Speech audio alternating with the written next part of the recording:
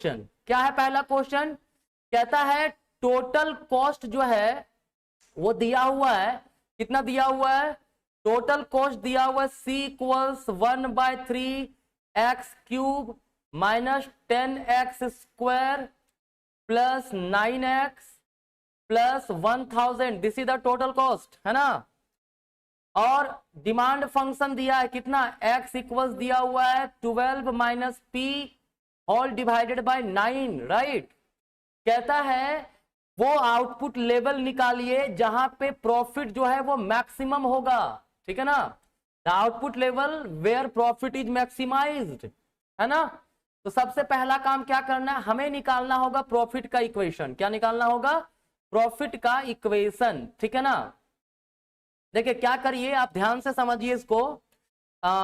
इसको पहले क्रॉस पहले कर देते हैं, क्योंकि कॉस्ट फंक्शन जो आउटपुट के रिस्पेक्ट में है तो डिमांड फंक्शन भी आउटपुट के रिस्पेक्ट में लाएंगे।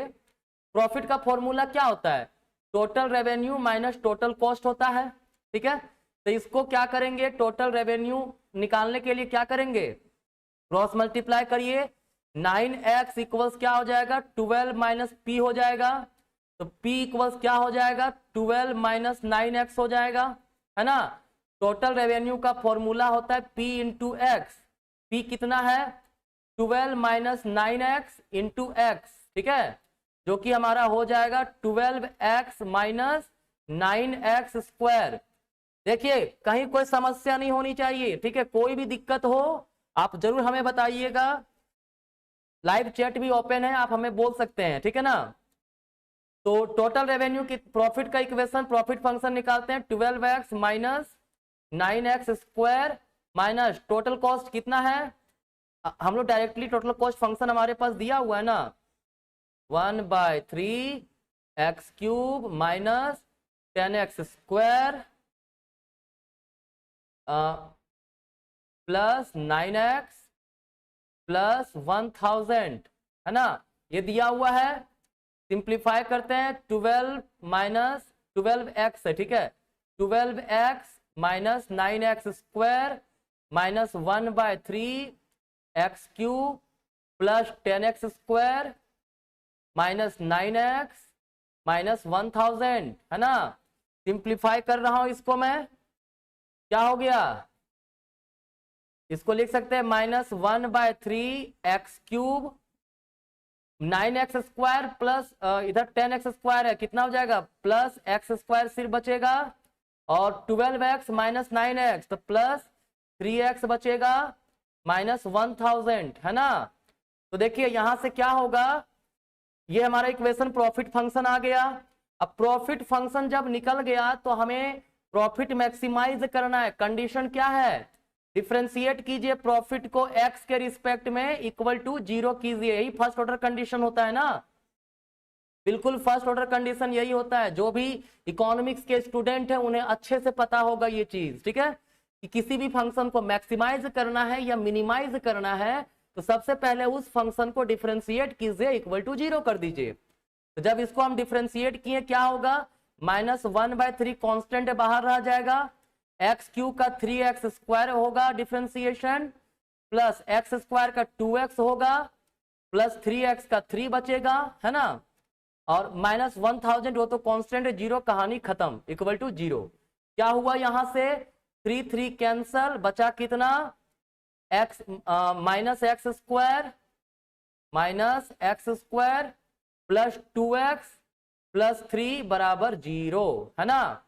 या फिर इसको लिख सकते हैं x square minus 2x minus 3 equal 0।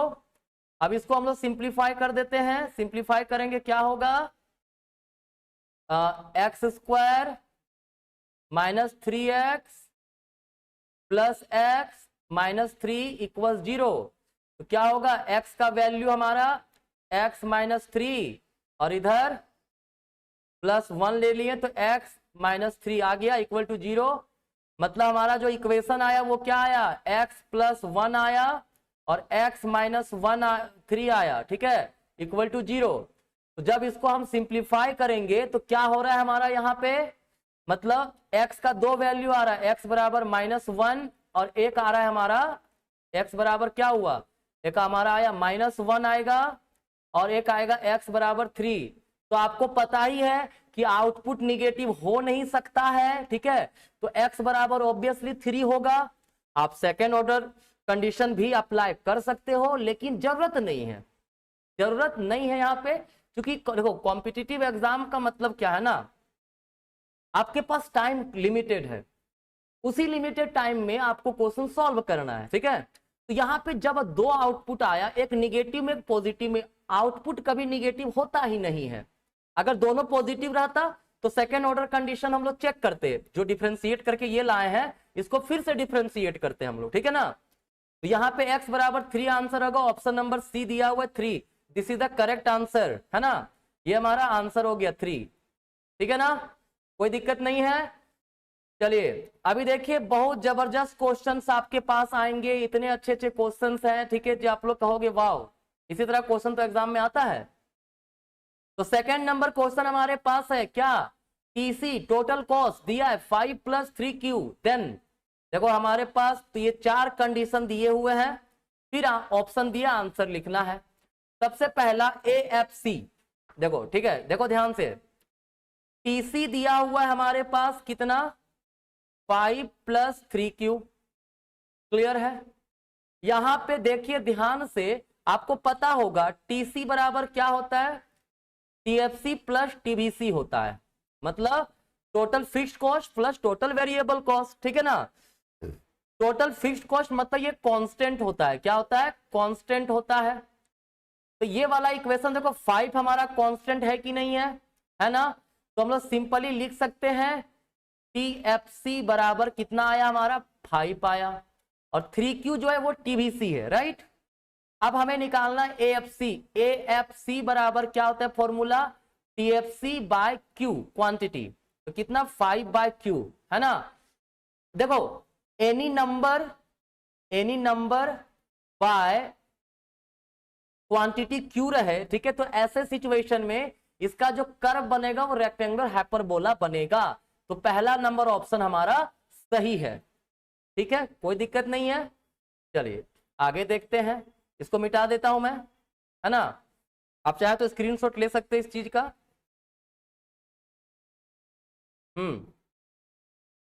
चलिए कोई डाउट हो जरूर पूछिएगा, ठीक है यार, ये बहुत इंपॉर्टेंट सेशन है, लास्ट तक वीडियो देखिएगा, बीच में अगर जाना चाहते हैं तो आप ही को लॉस होगा, है ना। कहता है AC is decreasing function of output. देखो एवरेज कॉस्ट बराबर क्या होता है, total cost divided by quantity, तो क्या होगा 5 + 3Q डिवाइडेड बाय Q, तो क्या आएगा 5/Q + 3Q बाय Q, है ना। कितना आ गया 5/Q + 3, है ना, कोई दिक्कत नहीं है। अब देखो कहता है जैसे जैसे आउटपुट बढ़ेगा AC डिक्रीज करेगा, ऐसा कहना है। देखो AC हमारे पास क्या है भाई 5Q + 3 है ना, तो अगर हम AC क्वांटिटी का वैल्यू ले ले 1, क्वांटिटी ले ले 1, कितना होगा 5/1 + 3, मतलब 5 + 3 8 होगा। अगर AC हम लोग ले लें आउटपुट 2 पे, तो 5/2 + 3, तो 2.5 + 3 5.5, है ना। मतलब जैसे आउटपुट बढ़ा एवरेज कॉस्ट घट रहा है, तो ऑप्शन 2 भी हमारा सही है, ठीक है, कोई दिक्कत नहीं।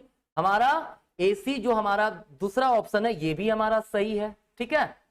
अब देखिए तीसरा ऑप्शन क्या कहता है, ABC इज फिक्स्ड। मैंने अभी कहा था ना TBC क्या है हमारा, TBC है 3Q, TBC क्या है हमारा 3Q, TC दिया हुआ है ना 5 है हमारा, TFC total fixed cost, TBC total variable cost 3Q है ना। तो TBC हमारे पास है 3Q, the average variable cost क्या होगा भाई TBC बटा क्वांटिटी Q होता है, तो 3Q/Q, Q कैंसल आया कितना 3, तो 3 तो कांस्टेंट है, बिल्कुल ये भी सही है। अब चौथा 5/Q रेक्टेंगुलर हाइपरबोला, बिल्कुल मैंने कहा constant by any variable Q अगर है तो उसका ग्राफ रेक्टेंगुलर हाइपरबोला बनेगा। मतलब हमारा चारों का चारों ऑप्शन सही है, तो option number D this is the correct answer, ठीक है ना, कोई दिक्कत नहीं है। चलिए ऑप्शन नंबर 3, क्वेश्चन नंबर 3 क्या है, एवरेज कॉस्ट फंक्शन एसी दिया हुआ है, कितना दिया हुआ है एसी जी, 1/3x² माइनस 10x प्लस 9। देखो ये क्वेश्चन इसलिए इग्नोर नहीं करना क्योंकि जितने क्वेश्चन मैं करवा रहा हूं हर एक क्वेश्चन किसी ना किसी एग्जाम में पूछे जा चुके हैं, ठीक है। तो कहता है एवरेज कॉस्ट दिया हुआ है, the level of output at which average cost is equal to marginal cost. देखो आउटपुट लेवल निकालना है जहां एवरेज कॉस्ट जो है इक्वल हो किसके, मार्जिनल कॉस्ट के। आपको पता होना चाहिए ये एवरेज कॉस्ट का डायग्राम है, ये हमारा मार्जिनल कॉस्ट का डायग्राम है ना। यहां इस पॉइंट पर देखिएगा तो AC बराबर MC है, कहां पे होता है, जहां अगर AC मिनिमम है, ठीक है, तो वो MC के बराबर होता है। मतलब हमें क्या निकालना है कि आउटपुट लेवल जहां एवरेज कॉस्ट मार्जिनल कॉस्ट बराबर हो, तो आउटपुट कहां निकलेगा, ये Q क्वांटिटी है, ये निकालना है जब AC मिनिमम होगा। तो AC को मिनिमाइज कीजिए, तो AC को मिनिमाइज करने के लिए क्या करेंगे, डिफरेंशिएट करेंगे AC को क्वांटिटी X के रिस्पेक्ट में equal to 0। This is the first order condition, है ना। तो डिफरेंशिएट करें कितना आएगा, 2x/3 होगा माइनस 10 हो जाएगा। डिफरेंशिएट x² का 2x होता है, तो 2x/3 माइनस 10x का 10 बचेगा इक्वल 0। क्या होगा, 2/3x बराबर 10, मतलब 2x बराबर हो गया 30, 3 क्रॉस मल्टीप्लाई 10 गुने 3, x बराबर हो गया हमारा 15, है ना, 30/2। क्लियर। अब सेकेंड ऑर्डर कंडीशन निकाल के चेक कर लेते हैं हम लोग भाई। क्या है सेकेंड ऑर्डर कंडीशन, डिफरेंशिएट किए तो एवरेज कॉस्ट हमारा ये आया है ना, इसको फिर से डिफरेंशिएट कीजिए आप x के रिस्पेक्ट में, ठीक है। तो डिफरेंशिएट करेंगे 2/3x माइनस 10 किसके रिस्पेक्ट में, x के रिस्पेक्ट में, कितना आया 2/3, क्या है ग्रेटर देन 0 है ना। तो अगर second order condition, second order derivative greater than 0 हो, मतलब फंक्शन मिनिमम है, और फंक्शन मिनिमम है कहां पर है, जहां x बराबर 15 है। तो option number C, this is the correct answer. क्योंकि जब AC 15 होगा तो AC मिनिमम है, और जहां AC मिनिमम होता है वहां वो MC मार्जिनल कॉस्ट के बराबर होता है ना जी। चलिए और कोई दिक्कत हो तो आप लोग चैट कीजिए। हाँ, क्वेश्चन नंबर 5 कहता है suppose the total cost of the producing, total cost function हमारे पास ये दिया हुआ है, CX टोटल कॉस्ट है, कितना दिया हुआ है, x³ minus 6x² plus 15x, है ना। देखो हर चीज को मैं डिटेल में बता रहा हूं, लास्ट तक वीडियो देखना, अदरवाइज मत देखिएगा, छोड़ ही दीजिएगा। अगर पूरा नहीं देखते तो मत देखिएगा, ठीक है, कोई फायदा ही नहीं होगा थोड़ा सा देखने से, ठीक है ना। क्योंकि इतना डिटेलिंग में आपको और इतना सिंपल वे में मैथमेटिकल इकोनॉमिक्स आपको नहीं बताएगा कोई, ठीक है ना। तो कहता है टोटल कॉस्ट फंक्शन हमारे पास दिया हुआ है, कहता है find the number of unit for which the average cost AX is minimum. Average cost AX जो है इसे मिनिमम करना है। अभी तो मैंने बताया था एवरेज कॉस्ट निकालना, क्या होता है average cost, total cost function divided by X unit, ठीक है। क्या होगा, एवरेज कॉस्ट हमारा क्या हो गया, ऊपर क्या है x³ minus 6x² plus 15x whole divided by x। ऊपर देखिए सब में x कॉमन है, नीचे x है, कैंसल हो जाएगा, तो AX कितना बचेगा भाई, x² बचेगा माइनस 6x प्लस 15, ठीक है। ये हमारा एवरेज कॉस्ट आया। अब हमें कहता है एवरेज कॉस्ट को वी हैव टू मिनिमाइज, हमें मिनिमाइज करना है एवरेज कॉस्ट को। तो मिनिमाइज कैसे करेंगे अभी बताएं, डिफरेंशिएट करो AX को x के रिस्पेक्ट में इक्वल टू 0, क्या होगा, जब इसको डिफरेंशिएट करेंगे तो x² का 2x होगा माइनस 6x का सिर्फ c होगा इक्वल 0, 15 का चूंकि कांस्टेंट है 15 वो तो 0 हो जाएगा। तो क्या होगा 2x इक्वल 6, तो x बराबर हो गया 3, है ना। अब सेकेंड ऑर्डर कंडीशन अप्लाई करते हैं, डिफरेंशिएट किए तो 2x माइनस 6 आया है ना, उसको फिर से डिफरेंशिएट कर देंगे, इसको 2x माइनस 6 को किसके रिस्पेक्ट में, x के रिस्पेक्ट में क्या आ रहा है 2, जो कि ग्रेटर देन 0 है। अभी मैंने कहा सेकेंड ऑर्डर डेरिवेटिव अगर पॉजिटिव हो मतलब ग्रेटर देन 0 हो मतलब वो फंक्शन मिनिमम है, ठीक है ना। तो क्या होगा x बराबर 3, this is the answer option number D. देखो कितना इजी तरीके से आपका ये क्वेश्चन सारे सॉल्व हो रहे हैं, है ना। चलिए नेक्स्ट है 5 नंबर क्वेश्चन, ये बड़ा इंटरेस्टिंग क्वेश्चन है, ठीक है। कहता है CS प्रोडक्शन फंक्शन दिया हुआ है Q बराबर m जो कांस्टेंट है इनटू अल्फा x का power minus p plus 1 minus alpha x2 का पावर माइनस p, यहां x1 होगा whole power minus 1 by p, ठीक है। ये CS प्रोडक्शन फंक्शन दिया हुआ है। अगर आपने CES प्रोडक्शन फंक्शन देखा होगा तो आपको बहुत अच्छे से पता होगा कि भाई इलास्टिसिटी ऑफ सब्स्टिट्यूशन निकालना है। क्या होता है फॉर्मूला, डिफरेंशिएट करेंगे पहले किसके रिस्पेक्ट में, हम लोग डिफरेंशिएट करते हैं Q को, जैसे दो वेरिएबल यहाँ पे x1 और x2 है तो डिफरेंशिएट करते हैं x1 के रिस्पेक्ट में इनटू, फिर डिफरेंशिएट करते हैं Q को किसके रिस्पेक्ट में, x2 के रिस्पेक्ट में, whole divided by Q into differentiate करेंगे क्या x2 के रिस्पेक्ट में कर देंगे डिफरेंशिएशन किसको, dq बाय dx1 को, राइट, dx1 को। ये फॉर्मूला आपको पता होना चाहिए, ठीक है, CS प्रोडक्शन फंक्शन का है। और ये फॉर्मूला पर जब हम लोग पुट करेंगे तो इसका सीधा सीधी आंसर 1 बाय 1 प्लस p होगा। शॉर्टकट तरीका बता देता हूं क्या होता है आंसर, देखिए कॉब डगलस ने कहा था कि इलास्टिसिटी ऑफ सब्स्टिट्यूशन होगा 1, ठीक है, ये कॉब डगलस ने कहा था, राइट। CS ने कहा कि जो इलास्टिसिटी ऑफ सब्स्टिट्यूशन होता है वो कांस्टेंट होता है, क्या होता है, कांस्टेंट होता है। अब वो कांस्टेंट क्या होगा, 1 डिवाइडेड बाय 1 प्लस जो भी पावर में रहेगा ना, यहाँ पे माइनस p है ना, देखो यहाँ पे x1 x2 का जो पावर रहता है उसी को प्लस में लिख देना, पावर में p है तो p लिख देना, अगर पावर में बीटा रहता तो 1 प्लस बीटा लिख देते, ठीक है। ये शॉर्टकट तरीका याद रखने का, ठीक है ना, क्लियर है। क्योंकि इतना लंबा आप सॉल्व करिएगा बहुत ज्यादा टाइम आपका एग्जाम में चला जाएगा, ठीक है, कोई दिक्कत नहीं है। तो चलिए ये CS, तो option number C this is the correct answer इसका होगा, है ना।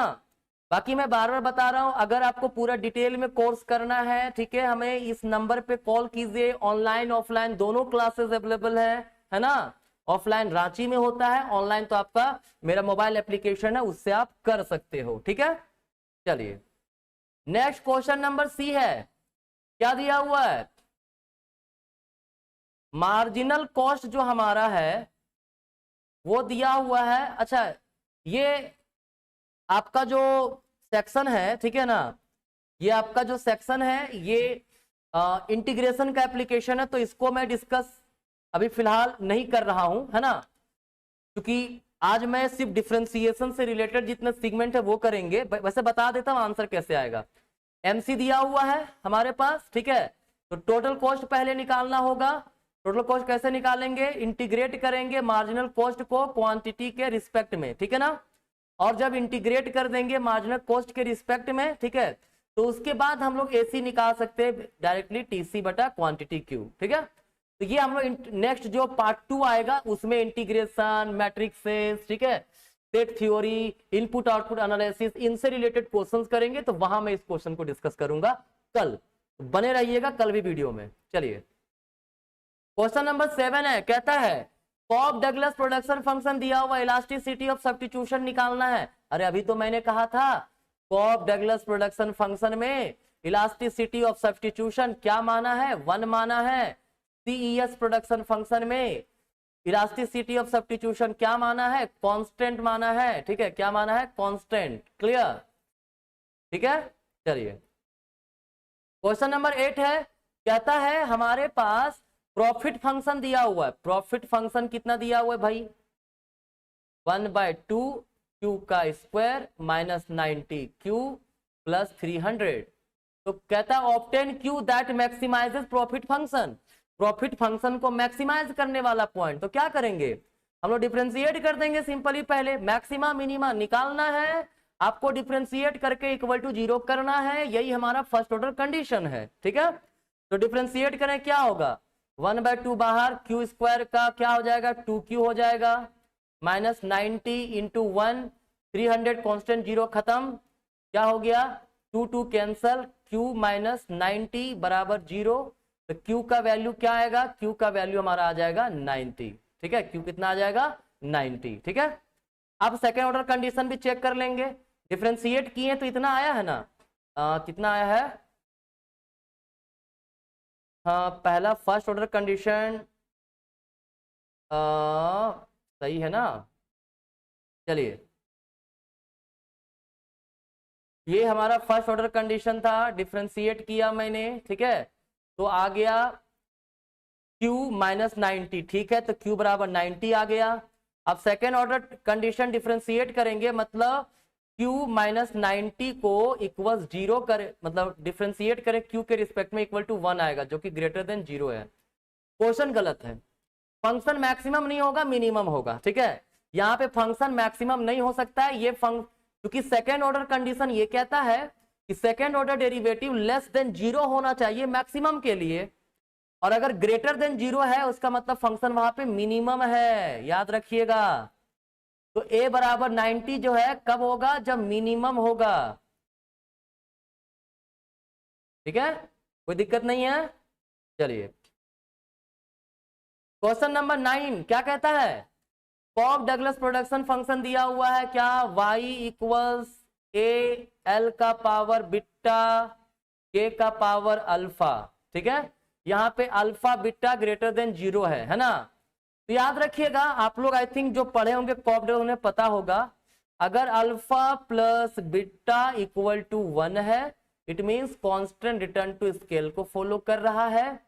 Alpha plus beta greater than 1 है, it means increasing return to scale को फॉलो कर रहा है। अगर alpha plus beta less than 1 है तो वो diminishing decreasing return to scale को रिप्रेजेंट कर रहा है। तो पहला डिक्रीजिंग रिटर्न टू स्केल कहाँ है, alpha plus beta less than 1, मतलब ऑप्शन 3 हो जाएगा इसका। दूसरा इंक्रीजिंग रिटर्न टू स्केल क्या ये होगा, alpha plus beta greater than 1, मतलब ये हो गया हमारा ऑप्शन नंबर 1। ठीक है, फिर output elasticity with respect to labour, देखो लेबर का पावर कितना है, बीटा है ना, बीटा है, तो output elasticity with respect to labour हमारा क्या होगा, बीटा हो जाएगा। ठीक है, तो इसका 4 होगा ऑप्शन। और आउटपुट इलास्टिसिटी ऑफ कैपिटल के का पावर में क्या अल्फा है, तो इसका अल्फा हो जाएगा ऑप्शन नंबर 2। तो 3142 3142 3142 एल का पावर बीटा दिया है। ठीक है, ये क्वेश्चन में भी, अच्छा 31, अच्छा यहाँ सिर्फ यहाँ पर है और यहाँ बाकी कहीं ऑप्शन नहीं है, 3124 है ना। अच्छा 3124 दिया है, नहीं गलत है, 33142 ही हमारा आंसर होगा। ठीक है, ये मिस्टेक किया है, ये क्वेश्चन जहां पे जिस बुक से मैंने लिया हूं उस बुक में क्वेश्चन मिसप्रिंट हुआ है। ठीक है, मैंने जो बताया this is the correct answer. ठीक है, आउटपुट इलास्टिसिटी ऑफ लेबर जो होगा, लेबर का जो पावर में क्या है, बिट्टा है, बिट्टा होगा। Output elasticity of capital, capital का पावर क्या अल्फा, तो अल्फा होगा। ठीक है, तो this is the correct answer, कोई दिक्कत नहीं। चलिए 10वां नंबर देखिए, यूटिलिटी फंक्शन दिया हुआ है क्या, u बराबर फंक्शन ऑफ x1 x2 और बजट कंस्टेंट दिया हुआ है ये, तो कहता है first order and second order condition for maximization. यार ये तो बड़ा सिंपल चीज है। ठीक है, फर्स्ट ऑर्डर कंडीशन क्या होता है, यूटिलिटी फंक्शन को डिफरेंशिएट करेंगे एक बार x1 के रिस्पेक्ट में। ठीक है, f1 बाय f2 बराबर होना चाहिए क्या, p1 बाय p2। क्लियर, ये बताता है इंडिफरेंस कर्व का स्लोप, मतलब यूटिलिटी फंक्शन ये क्या दिखा रहा है, f1 बाय f2 क्या दिखा रहा है, ये एमआरएस दिखा रहा है, एमआरएस, एमआरएस का मतलब f1 बाय f2, f1 का मतलब मार्जिनल यूटिलिटी ऑफ 1, ये f1 है, f2 मार्जिनल यूटिलिटी ऑफ 2 है ना, p1 p2, ये पहला कंडीशन हमारा है। दूसरा कंडीशन है बॉर्डर हेसियन का, आपको पता होगा वो ग्रेटर देन 0 होना चाहिए उसका डिटरमिनेंट, तो बॉर्डर हेसियन यहाँ पे डिटरमिनेंट जो है पहला ही में दिया हुआ है। ठीक है, तो ए नंबर हमारा करेक्ट आंसर होगा, कोई दिक्कत नहीं, बड़ा इजी क्वेश्चन था भाई। ठीक है ना, चलिए 11 नंबर क्वेश्चन है, suppose the demand for orange is given by, orange का डिमांड दिया हुआ है, find the differential coefficient. Differential coefficient का मतलब डिफरेंशिएट कीजिए, ठीक है, डिफरेंशिएट करते हैं किसको, क्यू डैश पी, पी के रिस्पेक्ट में, मतलब डिफरेंशिएट कीजिए 9 माइनस 1/2 पी, कितना बचेगा भाई क्यू पी के रिस्पेक्ट में, -1/2। This is the differential coefficient, A number correct answer, ठीक है, बड़ा वेरी इजी क्वेश्चन। नेक्स्ट हमारे पास दिया हुआ है, अच्छा इसको अच्छे से लिख देते हैं, Q बराबर A इंटू बीटा के का power -A plus alpha L का power -A whole power -1/A, ठीक है। कहता है होमोजीनियस ऑफ डिग्री, किस डिग्री का होमोजीनियस फंक्शन है, तो भाई ये CS प्रोडक्शन फंक्शन है, CS function homogeneous function of degree 1 होता है, ठीक है, डिग्री 1 होता है।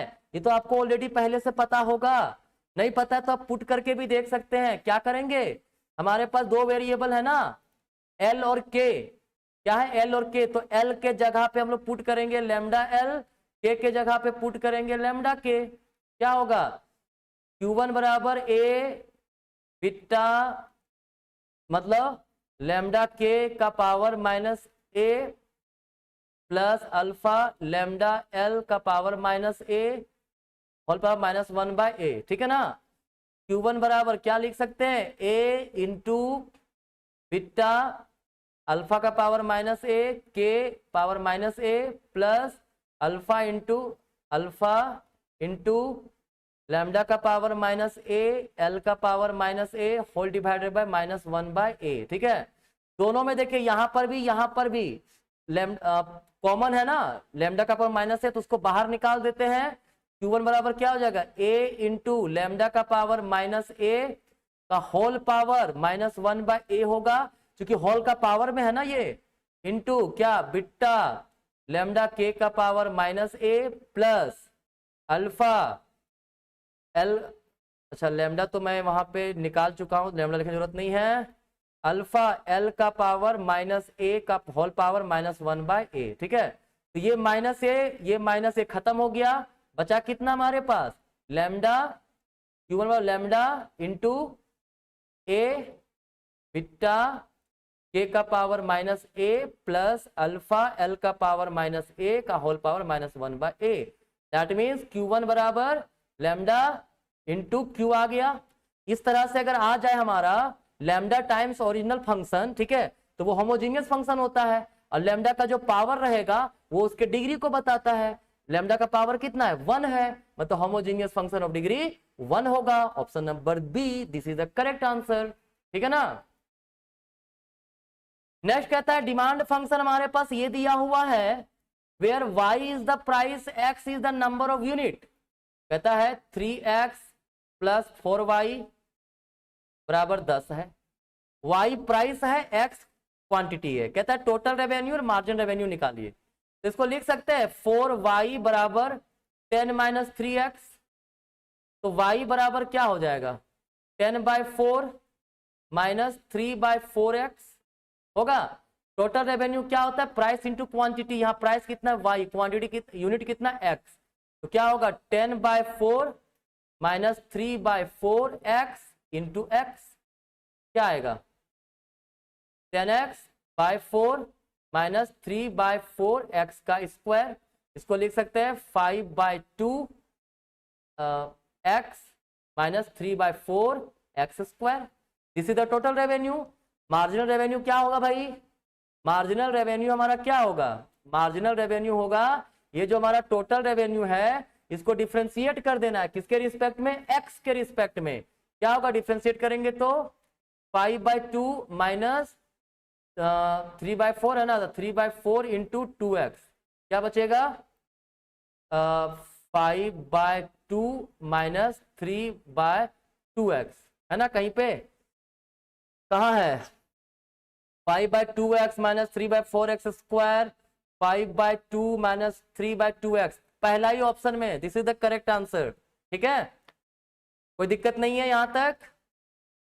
देखो बड़ा ही इजी तरीके से बताया है मैंने, ठीक है। जो बच्चे अभी ज्वाइन कर रहे हैं कृपया शुरू से वीडियो देख लेना, बहुत काम देगा ये सेक्शन आपको, ठीक है ना। देखो अब हमारे पास है यूटिलिटी फंक्शन दिया हुआ है, कितना दिया, यू एक्स वाई दिया हुआ है, एक्स प्लस लॉग वाई। कहता है एमआरएस निकालिए। तो देखो भाई एमआरएस का फॉर्मूला होगा marginal utility of X by marginal utility of Y. तो मार्जिनल यूटिलिटी ऑफ एक्स कैसे निकलेगा, डिफरेंशिएट कर देंगे यूटिलिटी फंक्शन, कितना है एक्स प्लस लॉग वाई है ना, इसको डिफरेंशिएट करेंगे एक्स के रिस्पेक्ट में, है ना। क्या आएगा एक्स का 1 लॉग वाई कांस्टेंट, खत्म कहानी, क्योंकि पार्शियल डेरिवेटिव में एक्स के रिस्पेक्ट में डिफरेंशिएट कर रहे हैं तो सिर्फ एक्स वेरिएबल है, बाकी सारे कांस्टेंट हैं। उसी तरह से एम यू वाई क्या होगा, differentiation of X plus log Y with respect to Y, कितना आएगा एक्स कांस्टेंट 0 खत्म, लॉग वाई का 1 बाय वाई। तो पुट कर दीजिए एम यू एक्स के जगह पे 1 आएगा डिवाइडेड बाय 1 बटा वाई, क्या होगा वाई ऊपर चला जाएगा, कितना बचेगा वाई। तो एमआरएस कितना होगा हमारा वाई होगा। कब होगा, जब utility function X plus log Y दिया हो तो। Option number D, this is the correct answer, ठीक है ना, कोई दिक्कत नहीं। चलिए आज हम लोग एक लास्ट क्वेश्चन करते हैं, ठीक है। हमारे पास कहता है एक फंक्शन दिया हुआ है x1 x2, है ना। If a function is a homogeneous function of degree n, अगर डिग्री n का होमोजीनियस फंक्शन हो तो, अरे भाई शुरू से बता रहे होमोजीनियस फंक्शन कैसे पता करते हैं हम लोग, वेरिएबल के जगह पे पुट कर दीजिए क्या लैम्डा, है ना। तो लैम्डा x1, ठीक है, यहां पे k वर्ड यूज किया तो मैं k लिख दे रहा हूं, ठीक है, क्या kx1 और kx2, क्लियर। अब k को बाहर निकाल दे तो k का पावर n है, फंक्शन ऑफ x1 x2, इसी तरह ना निकालते homogeneous function.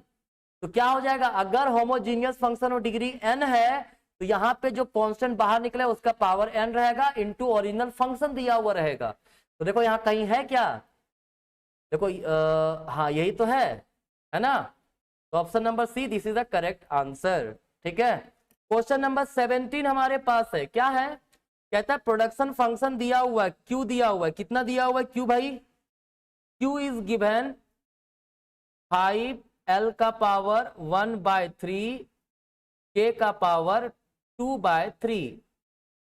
Calculate the value of marginal product of capital, marginal product of capital मतलब एमपीके, कैसे निकलता है एमपीके, एमपीके निकालने का तरीका है हम डिफरेंशिएट करेंगे प्रोडक्शन फंक्शन को किसके रिस्पेक्ट में, के रिस्पेक्ट में, ठीक है ना। तो क्या होगा के रिस्पेक्ट में कर रहे हैं, इसका मतलब 5 और l ये हमारा कांस्टेंट हो जाएगा, पार्शियल डेरिवेटिव आपने पढ़ा होगा। तो 5l का पावर 1/3 कांस्टेंट बाहर निकल गया, डिफरेंशिएट किए k का पावर 2/3 को किसके रिस्पेक्ट में, k के रिस्पेक्ट में, क्या आएगा 5l का पावर 1/3 इंटू 2/3 बाहर आ गया, k का पावर 2/3 माइनस 1, 2/3 माइनस 1 क्या होगा, 2/3 माइनस 1 है तो हमारा क्या हो जाएगा -1/3, यही होगा ना, बिल्कुल यही होगा, हाँ -1/3, क्लियर, कोई दिक्कत नहीं है। अब कहता है तो इसको सॉल्व करेंगे, कितना होगा 10/3 l का पावर 1/3 और k नीचे ले जाओ तो k का पावर 1/3, ठीक है। अब यहाँ पे देखो वैल्यू भी दिया हुआ है हमारे पास, क्या दिया हुआ है, capital 64 unit of labour 27 unit of capital, है ना। नंबर ऑफ कैपिटल भी दिया हुआ है, नंबर ऑफ लेबर भी दिया हुआ है। तो इस फॉर्मूला पे पुट कर देंगे हम लोग, क्या होगा भाई एमपी के इक्वल्स हो जाएगा 10l के जगह पे लिख देंगे 64 का पावर 1/3 और कैपिटल के जगह पे क्या लिख देंगे 3 के कितना कैपिटल 27 का पावर 1/3, ठीक है। देखो इसको सॉल्व करेंगे, आपको पता है ना 64 अगर है तो 64 को हम लोग लिख सकते हैं ना 4 का पावर 3, और 27 है तो इसको लिख सकते हैं 3 का पावर 3, ये लिख सकते हैं ना। तो हम लोग इसको ऊपर लिख दे रहा हूं मैं, ठीक है। तो क्या हो जाएगा, इक्वल्स 10 इंटू 4 का पावर 3 का होल पावर 1/3 डिवाइडेड बाय 3 का पावर 3 पावर 1/3, ठीक है। तो ऐसे केस में क्या होगा, ये 3 कैंसल, ये 3 कैंसल, क्या आएगा 40/9, 40/9। क्या ऑप्शन में है हमारे पास, बिल्कुल ए नंबर ऑप्शन है, this is the correct answer. बताइए कोई दिक्कत आपको हुआ क्या, इजी क्वेश्चन है, काफी सिंपली बन गया आपका, ठीक है ना। चलिए नेक्स्ट नंबर है हमारे पास, कंजम्पशन फंक्शन दिया हुआ है 0.8 y, ठीक है। इन्वेस्टमेंट फंक्शन दिया हुआ है कितना, 102 माइनस 0.2 i। कहता आईएस कर्व निकालने, है ना, क्या निकालने बोल रहा है, आईएस कर्व निकालने बोल रहा है, ठीक है ना। तो क्या देखो दो तरीके से निकाल सकते हैं इसको, दोनों तरीका मैं आपको समझा दे रहा हूं। आईएस कर्व क्या होगा, इन्वेस्टमेंट बराबर सेविंग होता है, ठीक है, क्लियर है। और इससे भी निकाल सकते हैं, और हमें पता है जो आईएस कर्व का डेरिवेशन होता है वो कैसे होता है, aggregate demand equals aggregate supply के द्वारा होता है, ठीक है। एग्रीगेट डिमांड क्या होता है, सी प्लस आई होता है, और एग्रीगेट सप्लाई को इनकम वाई बोलते हैं। दैट मीन्स वाई बराबर क्या होगा, सी प्लस आई। तो वाई बराबर लिख सकते हैं, सी के जगह पे कितना दिया हुआ 0.8 वाई प्लस आई कितना है 102 माइनस 0.2 आई, ठीक है। तो 0.8 इधर आ जाएगा, कितना बचेगा, Y minus 0.8 Y equals 102 minus 0.2 I, ठीक है। क्या हो जाएगा answer, 0.2 Y equals 102 minus 0.2 I, ठीक है। तो y अगर निकालेंगे क्या होगा, 102/0.2 माइनस 0.2/0.2 आई, ठीक है। तो y बराबर क्या होगा, 1000 हमारा 20 हो गया, तो बचेगा 510 माइनस आई, ठीक है। ये हो गया y बराबर, ये हमारा जो कर्व निकला ये आईएस कर्व है, ठीक है।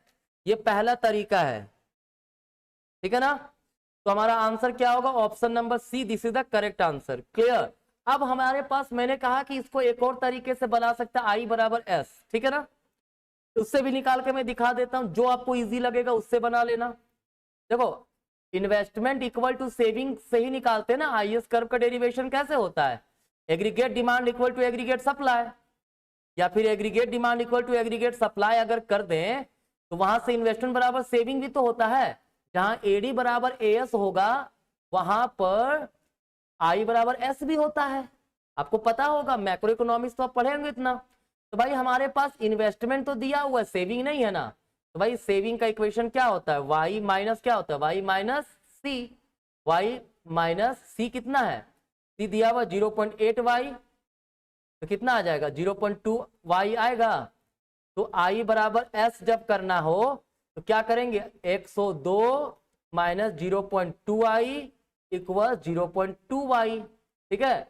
तो y बराबर क्या होगा, वही कहानी आ गया, 102/0.2 माइनस 0.2 बाय 0.2 आई, मतलब 510 माइनस आई। y बराबर कितना आ गया, y बराबर 510 minus I, this is the correct answer, ठीक है, कोई समस्या नहीं है। चलिए हाँ जी, किसी को कोई दिक्कत नहीं होना चाहिए, कोई भी प्रॉब्लम हो जरूर बताइए तुरंत, है ना। लाइव चैट ओपन है। तो ये क्वेश्चन हमारा, इसका option number C correct answer, clear. आगे बढ़ते हैं, चलिए 19 नंबर क्वेश्चन है बड़ा इंटरेस्टिंग क्वेश्चन है, कहता है if all the elements in set X are in set Y, मतलब मान लीजिए ये हमारा सेट वाई है, ठीक है, क्या है, सेट वाई है। कहता है सेट एक्स का जितने भी एलिमेंट है वो हमारे वाई में है, ये सेट एक्स है हमारा, इसका सारा एलिमेंट वाई में है, but all elements of Y are not in X, but Y का ये पार्ट है ना जो एक्स में नहीं है, देन एक्स क्या कहलाएगा? देखो अगर ऐसा सिचुएशन हो कि हमारे पास ये सेट एक्स है, ये एक्स का सारा एलिमेंट वाई में है लेकिन वाई का सारा एलिमेंट एक्स में नहीं है, तो एक्स को कहा जाता है प्रॉपर सबसेट ऑफ वाई। ठीक है, then X is called proper subset of Y. कहीं है प्रॉपर सबसेट? बिल्कुल, option number C, this is the correct answer. ठीक है ना, चलिए आगे बढ़ जाऊं।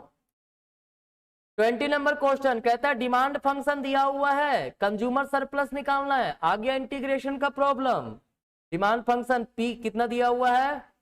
1/4 क्यू का पावर -1/2। ठीक है ना, तो भाई कहता है हमें कंज्यूमर सरप्लस निकालना है जब Q बराबर 25 दिया हुआ हो तब। Q कितना दिया हुआ हो? Q is given 25। ठीक है ना, क्या करेंगे? तो सबसे पहले हमारा काम है जो Q दिया है उसी को इक्विलिब्रियम क्वांटिटी भी बोलेंगे। हमें प्राइस निकालना है। प्राइस क्या होगा? 1/4 Q के जगह पे लिखेंगे 25 का पावर -1/2। ठीक है ना, तो क्या हो जाएगा? 1/4 इंटू 25 नीचे आ जाएगा का पावर 1/2, मतलब 1/4 25 का पावर 1/2 कितना बचेगा? 5 बचेगा कि नहीं बचेगा? बिल्कुल 5 बचेगा, तो 1/20 होगा ना। क्लियर, ये हो गया हमारा प्राइस। इसी को इक्विलिब्रियम प्राइस पी नॉट भी कहेंगे। ठीक है, कोई दिक्कत नहीं। चलिए, तो इक्विलिब्रियम प्राइस, इक्विलिब्रियम क्वांटिटी निकल गया। अब कंज्यूमर सरप्लस का क्या फॉर्मूला होता है भाई? Lower limit 0, upper limit equilibrium quantity Q not. ठीक है, फिर डिमांड फंक्शन। डिमांड फंक्शन कितना है? 1/4 Q का पावर -1/4 किसके रिस्पेक्ट में? Q के रिस्पेक्ट में, minus equilibrium price into equilibrium quantity, है ना। This is the formula for consumer surplus. ठीक है ना, क्या हो जाएगा? लोअर लिमिट में 0, अपर लिमिट में क्वांटिटी कितना दिया हुआ है? 25 दिया हुआ है। डिमांड फंक्शन को इंटीग्रेट करते Q के रिस्पेक्ट में क्या होगा? 1/4 Q का पावर कितना है? -1/4 +1 क्या होगा? ऊपर +1 हो जाएगा, -1/4 +1 कितना आएगा? 3/4 आएगा। कितना आएगा? ऊपर आ जाएगा 3/4 और डिवाइड में भी क्या बचेगा? 3/4। ठीक है, अब माइनस क्या हुआ? पी नॉट कितना है हमारे पास? पी नॉट हमारे पास दिया हुआ है 1/20। क्यू नॉट कितना है? 25। ठीक है, कोई समस्या नहीं। चलिए मैं इधर मिटा रहा हूं, अगर आप लोग स्क्रीनशॉट लेते जाइएगा अगर आपको दिक्कत हो रहा हो, या फिर लिखते चले जाइएगा। ठीक है ना, अब इधर मैं तो सॉल्व करता हूं।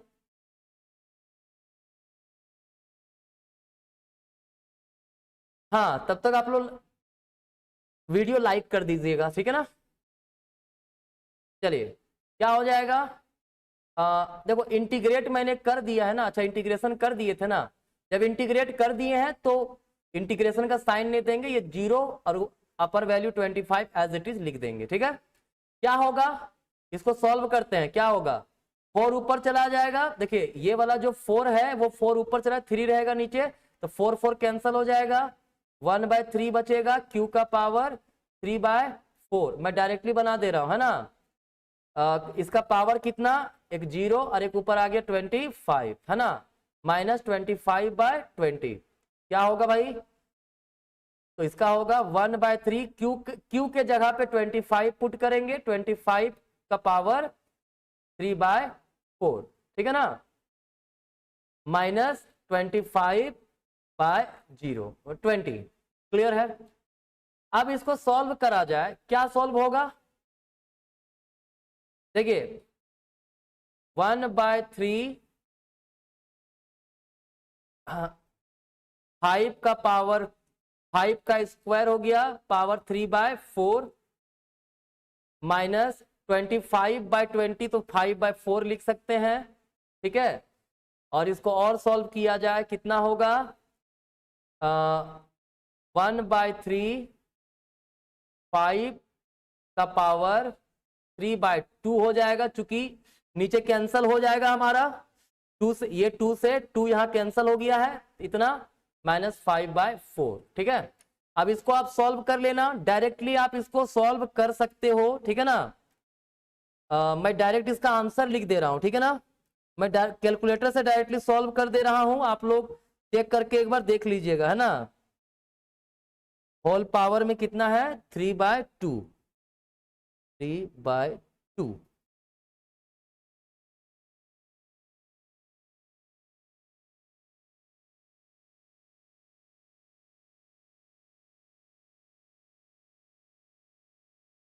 अच्छा, ये इसका आंसर नहीं दे रहा, आप इसको ना एक बार चेक कर लीजिएगा, मैं अभी उतना कैलकुलेटर नहीं निकाल रहा हूँ। ठीक है, आप लोग इसको सॉल्व कर लीजिएगा, इसी प्रकार से बनेगा, आंसर लिख लीजिएगा देखकर, बस इसको सॉल्व कर दीजिएगा। 5 का पावर 3/2 है, इसका जो आंसर है वो क्या होगा। ठीक है ना, कोई दिक्कत नहीं है, इस पर सॉल्व कर दीजिएगा, आपको आंसर मिल जाएगा। क्लियर, मेरे समझ से इतना आप लोग खुद से कर सकते हो, कोई समस्या तो नहीं होनी चाहिए मेरे हिसाब से। चलिए आगे बढ़ जाऊं, अगर आप लोग सॉल्व किए तो आप लोग ये आंसर बता दो मुझे। नहीं सॉल्व किया, चलो ठीक है, सॉल्व कर लीजिएगा इसको। राइट, मैं आगे बढ़ रहा हूं। आगे क्वेश्चन क्या है, आगे हमारे पास क्वेश्चन दिया हुआ है, कहता है मार्जिनल कॉस्ट इज गिवन। ठीक है, मार्जिनल कॉस्ट हमारे पास दिया हुआ है, हमें क्या निकालना है, हमें निकालना है total cost of the firm when fixed cost is 500। ठीक है, चलिए बताइए, कुछ बता सकते हैं आप लोग, अगर कोई आंसर आप लोग के पास है तो बता दीजिए भाई। नहीं है, चलो ठीक है, देखिए मार्जिनल कॉस्ट जब दिया हुआ हो, ठीक है, तो हमें निकालना, अगर टोटल कॉस्ट है तो टोटल कॉस्ट का फॉर्मूला क्या होगा, integration of marginal cost with respect to output, यहाँ पे एक्स है क्वांटिटी, तो मार्जिनल कॉस्ट क्या है 4 + 6x + 30x², इसको इंटीग्रेट कर देंगे x के रिस्पेक्ट में। ठीक है, क्या आएगा 4x + 6x²/2 + 30x³/3 plus fixed cost के हम लोग लिख देते हैं। ठीक है, क्या हो जाएगा 4x + 3x² + 10x³ + के का मतलब यहाँ पे क्या है भाई, के यहाँ फिक्स्ड कॉस्ट को दिखाता है। ठीक है, तो टोटल कॉस्ट, फिक्स्ड कॉस्ट दिया हुआ है 500, तो लिख सकते हैं 4x + 3x² + 10x³ + के कितना है 500। ठीक है ना, कोई दिक्कत नहीं, कहीं है आंसर 4x + 3x²। हाँ, पहला ही ऑप्शन तो है, इसको अरेंज करके लिखा हुआ है, इसको अरेंज करके लिख सकते हैं ना, 10x³ + 3x² + 4x + 500, this is the total cost. ठीक है, दिस इज द आंसर, कोई दिक्कत नहीं है। चलिए आगे बढ़ जाऊं, आप लोग भी थोड़ा सा यस नो कुछ बोलिए, है ना, आप लोग लाइव चैट हो ना भाई, आप लोग थोड़ा कुछ बोलिए, हाँ ना कुछ बताइए, तब थोड़ा सा अच्छा लगेगा बताने में भी मुझे आगे। चलिए, कंज्यूमर सरप्लस दिया हुआ है, मैं ये क्वेश्चन आपको खुद बनाना है, मैं बता दे रहा हूं फॉर्मूला फिर से, क्या करना है, यहाँ पे इक्विलिब्रियम प्राइस भी दिया है, क्वांटिटी भी दिया हुआ है, क्या करें, कंज्यूमर सरप्लस बराबर 0, क्वांटिटी होता है 25, यहां ले लेना, डिमांड फंक्शन कितना है 45 - 0.5 क्यू, इसको इंटीग्रेट कर देना क्यू के रिस्पेक्ट में, माइनस इक्विलिब्रियम प्राइस कितना है 32.5 इंटू इक्विलिब्रियम क्वांटिटी कितना 25, इसको मल्टीप्लाई कर देना। ठीक है, और इसे सॉल्व कर लीजिए, ये आपके जिम्मा में रहेगा, इसका आंसर आपको कमेंट करके बताना है। ठीक है ना, चलिए 23 क्वेश्चन देखते हैं। कहता है डिमांड फंक्शन दिया हुआ है P इक्वल 20 माइनस 2Q। क्या दिया है? P इक्वल 20 माइनस 2Q दिया हुआ है। कहता है एवरेज एंड मार्जिनल रेवेन्यू निकालिए। अगर Q दिया हुआ है 3 तो देखो TR दिया, P दिया हुआ है तो टोटल रेवेन्यू होता है प्राइस इंटू क्वांटिटी। तो प्राइस कितना है? 20 माइनस 2Q इंटू Q। क्या हो जाएगा? 20Q माइनस 2Q का स्क्वायर। ठीक है, तो यहां से मार्जिनल रेवेन्यू क्या हो जाएगा? 20 माइनस 4Q। कैसे निकलता है मार्जिनल रेवेन्यू? याद है ना फॉर्मूला आप लोग को, MR बराबर होता है differentiation of TR with respect to quantity Q। ठीक है ना? तो Q दिया है कितना? Q हमारे पास 3 दिया हुआ है। क्या होगा? 20 माइनस 4 इंटू 3, क्या बचेगा? 8 बचेगा। और याद रखिएगा पहला तो मार्जिनल रेवेन्यू 8 निकल गया। अब एवरेज रेवेन्यू भी निकालने बोला है ना, तो एवरेज रेवेन्यू AR क्या होता है भाई? AR प्राइस को ही AR बोलते हैं। तो AR क्या होगा? 20 माइनस 2 इंटू Q कितना है? 3, कितना होगा? 14 आएगा। हाँ, 6 माइनस 20। ठीक है, अच्छा यहाँ आंसर उल्टा लिख दिया है। ठीक है ना? देखो पहले एवरेज रेवेन्यू होना चाहिए था, फिर मार्जिनल रेवेन्यू। आंसर पहले 8 लिखा है, फिर 14 लिखा है। तो ये 14 आया हमारा एवरेज रेवेन्यू, ए आया हमारा, ये हमारा मार्जिनल रेवेन्यू। अगर मार्जिनल रेवेन्यू 8 हो, एवरेज रेवेन्यू 14 है, तो हमारा ऑप्शन नंबर सी करेक्ट है। ठीक है, कोई दिक्कत नहीं है। चलिए आगे बढ़ता हूं।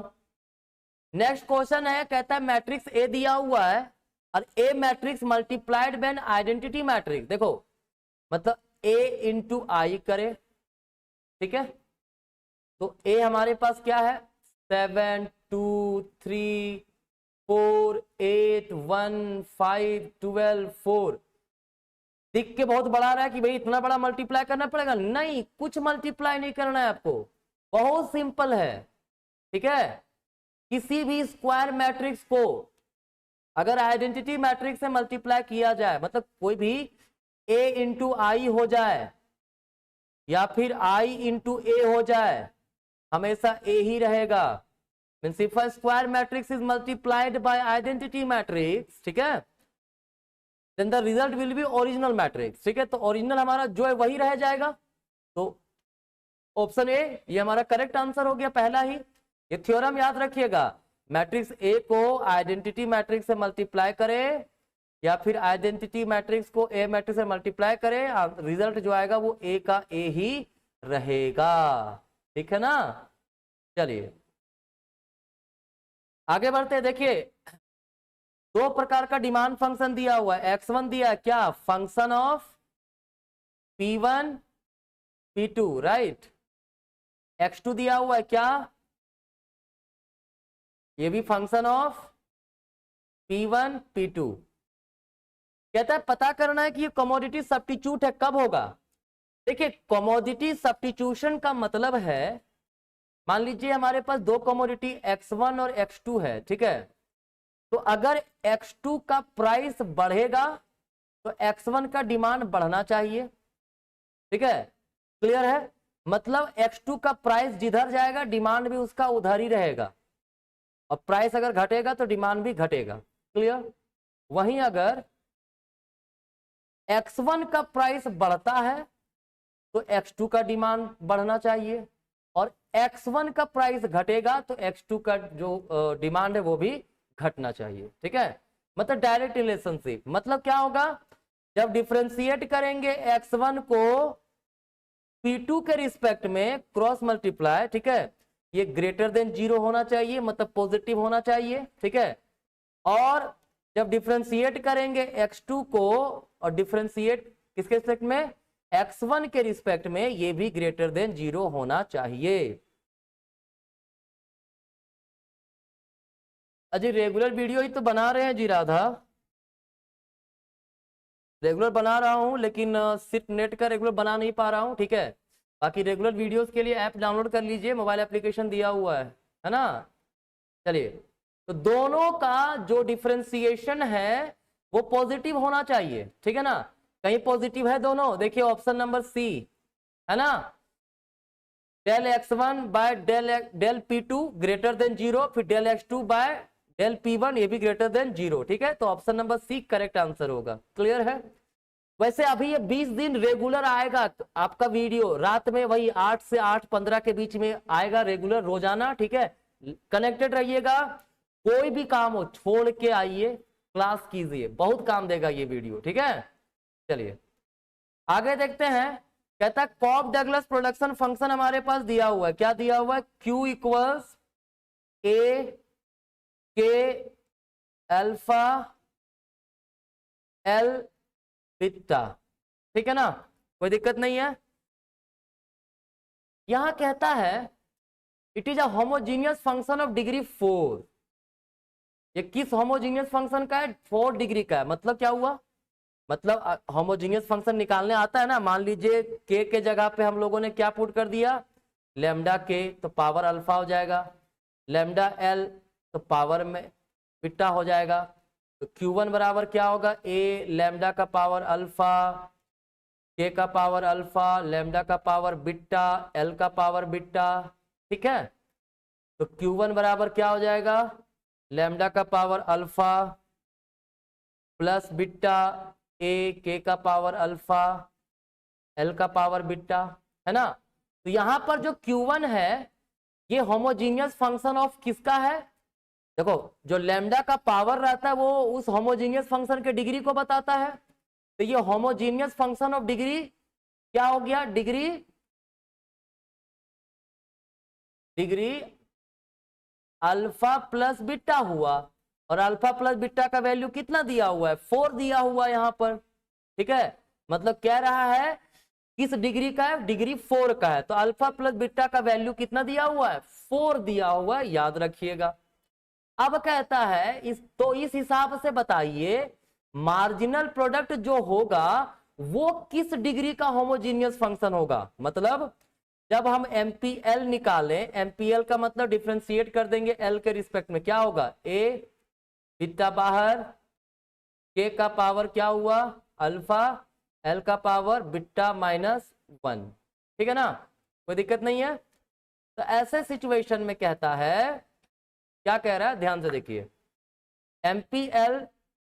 एमपीएल वही होमोजिनिटी वाला चेक करेंगे। क्या करेंगे, ए बीटा के जगह पे क्या पुट करेंगे, लेमडा के का whole power alpha, lambda L whole power beta -1।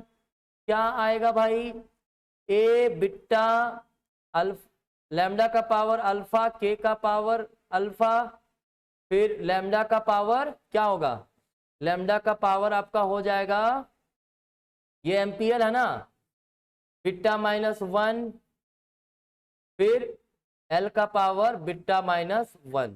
ठीक है, अब इसको अगर हम लोग बाहर निकाल दे क्या हो जाएगा, ए बीटा, सबसे पहले इसको निकाल देता हूं मैं पूरा। हम लोग क्या किए, लेमडा का पावर अल्फा बाहर निकाल दिए, फिर प्लस में हो जाएगा बीटा -1, ए बीटा के का पावर अल्फा, एल का पावर बीटा -1। तो लेमडा का पावर अल्फा प्लस बीटा मैंने क्या बोला है, 4 बोला है, तो 4 -1 हो जाएगा। बाकी हमारा इंटू एमपीएल, ये एमपीएल है ना हमारा, देखो ये एमपीएल जो है वही ना लिखे जी यहाँ पे। ठीक है, तो क्या हो जाएगा, लेमडा का पावर 3 इंटू एमपीएल। अब बताइए लेमडा का पावर कितना है, 3 है ना। तो मार्जिनल प्रोडक्टिविटी ऑफ लेबर जो है उसकी जो होमोजिनिटी है वो किस डिग्री की है, 3 डिग्री की है। ठीक है, तो ऑप्शन नंबर बी हमारा करेक्ट आंसर होगा। तो उसी प्रकार से मार्जिनल प्रोडक्टिविटी ऑफ कैपिटल भी निकालिएगा, सेम आएगा, 3 डिग्री का ही रहेगा। ठीक है, कोई दिक्कत नहीं है। चलिए इजी क्वेश्चन है, देखिए ये कॉस्ट फंक्शन दिया हुआ है हमारे पास कितना, 7q² plus 26q plus 5। Marginal cost क्या होगा, डिफरेंशिएट करेंगे q के रिस्पेक्ट में, क्या आएगा 14q प्लस 26 आएगा। तो q दिया है 5 वैल्यू पुट करेंगे, 14 इंटू 5 प्लस 26 तो कितना होगा 70, हाँ 70 होगा। 70 प्लस 26 कितना होगा 96। 96, बिल्कुल option D, this is the correct answer. ठीक है ना, कोई दिक्कत नहीं है।